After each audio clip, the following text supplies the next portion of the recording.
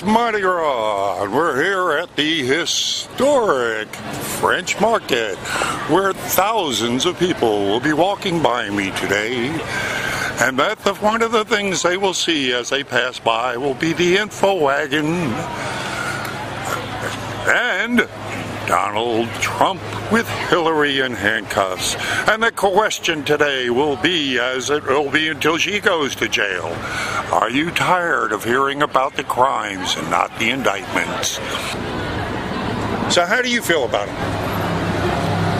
I guess what you said isn't going to change my mind. I think the man is an embarrassment to what I have come to. How did he embarrass you? Well, because to me, I hold the office of president, regardless who's in it, at a certain level that this country has worked for hundreds of years to achieve a certain level of...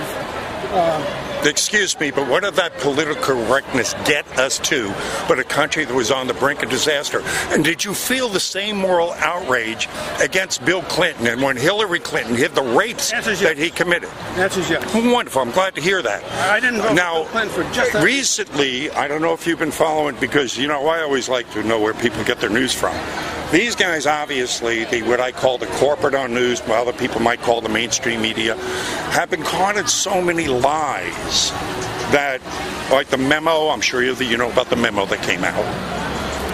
The memo, in their own words, I mean, this was vetted by the FBI. They didn't want it released because it exposed their own crimes. But the memo that came out absolutely shows that the only collusion with Russia came from her to buy a phony dossier. Recording all this stuff? Yes, buy a phony dossier that was used to go get a FISA warrant to spy on an American, the Trump administration. So the whole thing was fabricated by Hillary Clinton using a phony evidence to go to a FISA court which issued a warrant to start the investigation on Trump. So wasn't that the third FISA warrant they had gotten for that individual? Well, it was renewed 3 times, so it was 4 times. But the first 2 before that one had nothing to do with the dossier.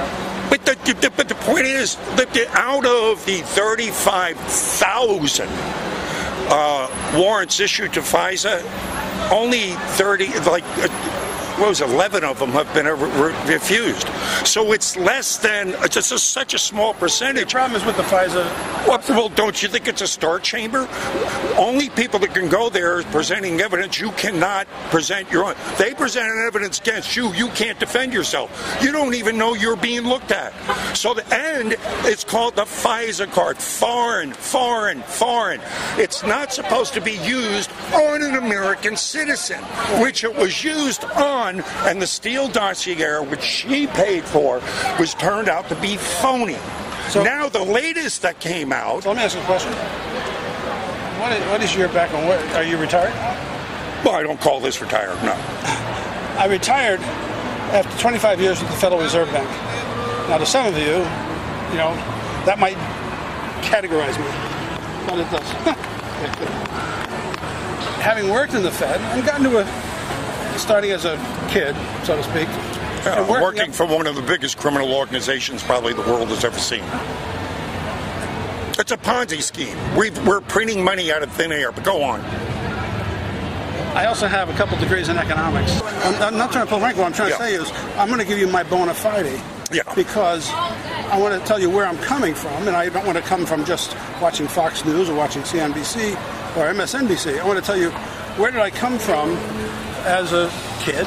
And this is, okay, go ahead. And this is going to exonerate her from the crimes that she's being exposed to committing by subverting the United States, going against the will of the people to interfere with an election. I haven't mentioned Hillary yet. Yeah. Okay, go ahead. You're a better talker than you're a listener. I'm sorry, you're absolutely right. I lay the ground to you. Yeah, you stand there with a weapon in your hand. No, this is a microphone. This is a microphone.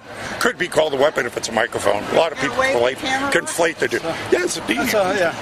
So I don't appreciate that. But the problem is, as I said, having worked in the Fed for 25 years, having risen in the Fed to a level where I was able to watch, I never got to be the top of the Fed, but I was very close. You're probably honest. That's why. Well, the guys I worked with were honest too. Okay. And I got to go to Washington and rub shoulders with the people who we want to cut the head off of. And every one of them put the pants on the same way you and I do. Every one of them had kids that they were worried about. Every one of them was hardly part of. As I got further up in the Fed in Boston, we're from Boston.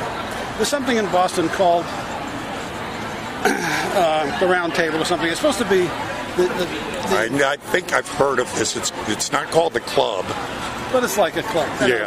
Or the ring or something. Yeah, but I know what you are supposed to be pulling the strings to make everything happen. That's an old history up there. That's been going back a long time. Of course, you go back to Cabots and those people going back in the 1800s. Yes, right. I was alive in the 1900s. Yeah, okay. All right, as you were. And what I found was, as I became friends with our president of the Boston Fed, he was not my boss, he was my boss's boss. So I was up pretty close. To the point where I could have lunch with him, I could have a drink with him, I could talk to him in a way that... And you found out he was a pretty ordinary guy, and he worried about his kids the same way I did. And he had the same problems with Clinton you and I did. Oh, yeah. And he had the same problems with Bush that you and I did. Oh, I'm sure. So in the Fed, we were what we called data-driven. We weren't allowed to have political affiliation. Right? That you were told, you can be a Republican, you can be a Democrat, but you're not allowed to be active in those organizations. Yeah, you're supposed to keep your professional face there to do your job. You can have your principles by which you order your life and so forth. So I said, in my case, I'm independent because I cross both sides. I said, I can't choose one or the other. The fact is, when people start taking extreme positions to the point where they won't recognize that the other people are human. Yeah. That they do, in fact, get up every morning and worry about, say, what you and I do, breakfast and so forth. And so when I hear people who get on a rant about the Fed, or a rant about Hillary, or a rant about Clinton, or whatever, and you say, wait a minute, the man has done some good things. Bill Clinton. The man has done good things. Our current guy, Donald Trump. If I may, I'm trying to understand how this, because you brought up what's very good about this point, is the professional, in other words, not being biased. When you're in the job, you got to be a professional and not have any bias. Well, what's come out in the memo and what's pouring out is that the FBI, Peter Strzok, and this woman girlfriend he had in the FBI and McCabe and Rosenstein, all of them were and Comey, all of them were incredibly biased to the point that they were going out of their way to try to, one, stop Trump from becoming president, and then when they got in, to remove him. I mean, they were beyond the bounds. They lost the professionalism. There was no objectivity. And this is in their own words. There's 50,000 texts we're going through. So that's what I'm saying. Are we going to see any accountability? Because this shouldn't be a partisan issue. When you have intelligence agencies being used to subvert a duly elected president, you got some big problems. And we got to address those problems. I don't care if we're Democrats or Republicans or independents, or you got to be an American and realize that's not right. No, you're right. That is our history of law has said we are not going to allow bias and opinion and those types of things rule our system of law. Right. We are a country of laws, not of men. Right.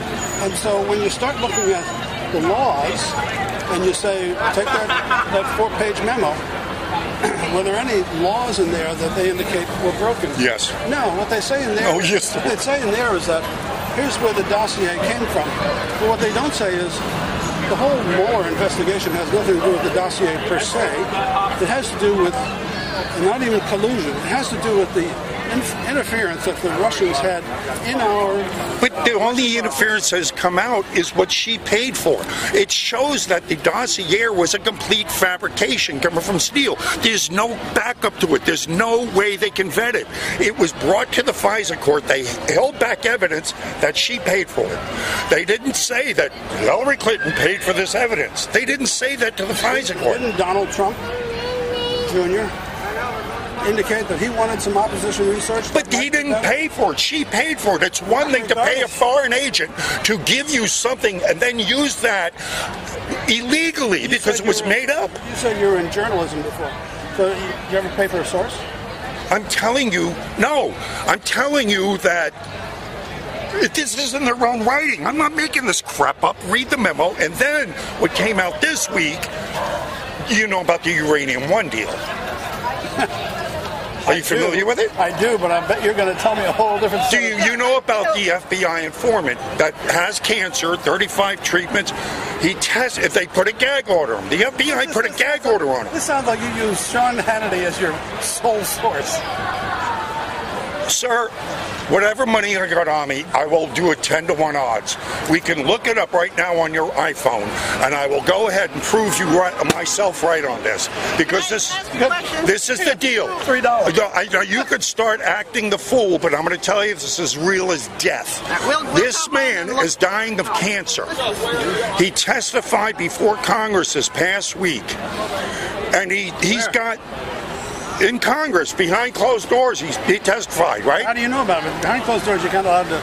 Because his lawyer's been on TV talking about this for the past 3 months. So why is it behind closed doors? He's coming out public soon. And he's got photographic evidence of suitcases full of Russian money going to that woman. Because you can answer this one question for me, Mr. Guy that knows everything about Uranium One. Answer this one question for me. I just said you. How did the American people benefit from the sale of 20% of our uranium to the Russians? How did we benefit from that? At the time, Hillary was Secretary of State and had nothing to do with the sale of the uranium. It was 9. She signed off on it. It was 9. Lynch signed off on it. It was 9. Mueller signed off on it. You're going to let me talk. There were 9 different agencies responsible for that uranium. Yeah. I don't care if you were. Sure, he was. Yeah. He was in the FBI at the time. But she was. But you're not answering my question. How did the American people benefit from that sale? What did we gain by selling 20% of our uranium to Russia? I don't know that, but you have to ask those 9 different agencies what their reason for it. We have asked them, and they don't give answers. They're Republican. And I'm asking you, how did the American people benefit from selling 20% of our uranium to anybody, let alone the Russians? Please tell me that. Because the only one that benefited was $145 million that went into her bank account to the Clinton Foundation from the Russians. I told you I'm in my 70s. And one of the things I find is when somebody won't let me talk... and when they start speaking louder, then they're wrong. The fact that you cannot answer my question and use every liberal excuse there is in the world not to answer it and push it off shows that you're wrong. How did the American people benefit from the Uranium One sale? We need uranium. We import it. So what in the world, what possible benefit would we have to sell it to Russia? When Russia was known, Russian was known to go out and trying to corner the world's uranium market at the time. And the company that was under investigation by the guy that was the informant has proof of their bribery, how they were extorting people. This company was rotten to the core, but still got signed off on by the Obama administration. Again, amazing, sir. You were so right on, bro. Thank you. So again, explain to me, just give me a simple answer to a simple question. How did the American people benefit from the Uranium One sale? It's simple. I don't know. There's a lot of things you apparently don't.